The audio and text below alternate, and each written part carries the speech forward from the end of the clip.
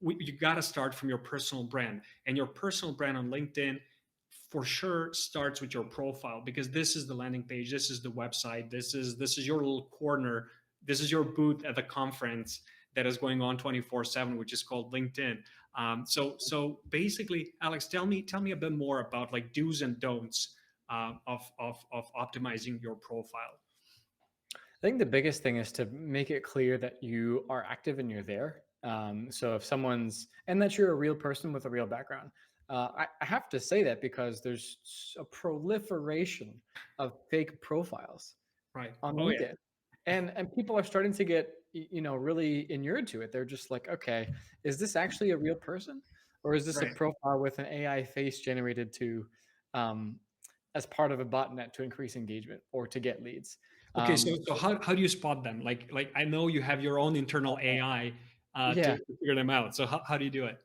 um, it's different for every company. It's usually the background of the person makes no sense, like the countries involved, and then they somehow like are their work is in a different country than they live here, but their language doesn't match up. Something is like disconnected. It could Something be is it wrong, could be right? from anywhere, but like something is disconnected where it doesn't look like a coherent story from like, oh, I'm here, then I moved to this place and I did that. It could be, no history at all, and then suddenly I'm director of something. Like what? Right. And it could just be In other blank. words, sorry, Alex. In other words, what you're saying is that their profile does not tell a story, right? Like it's so when Yeah, you look at their previous past experiences, there's almost nothing on there.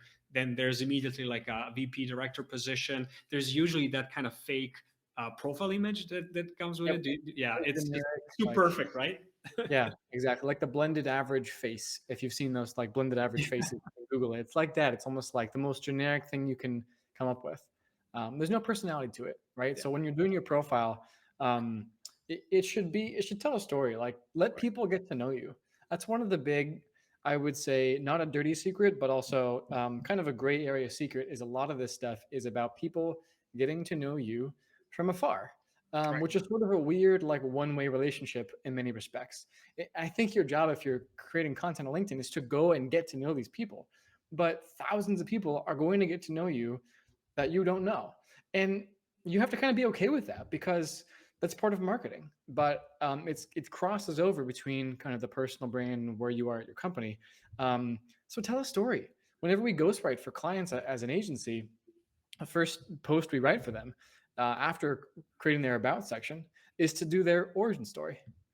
We Hmm. go in, how'd you get into this? And we just tell that story. And that post is usually just way more engagement than anything else they've ever written because people are like, oh, I didn't know this about you, or I just forgot, or I worked with you 10 years ago. I'd love to see what you're up to.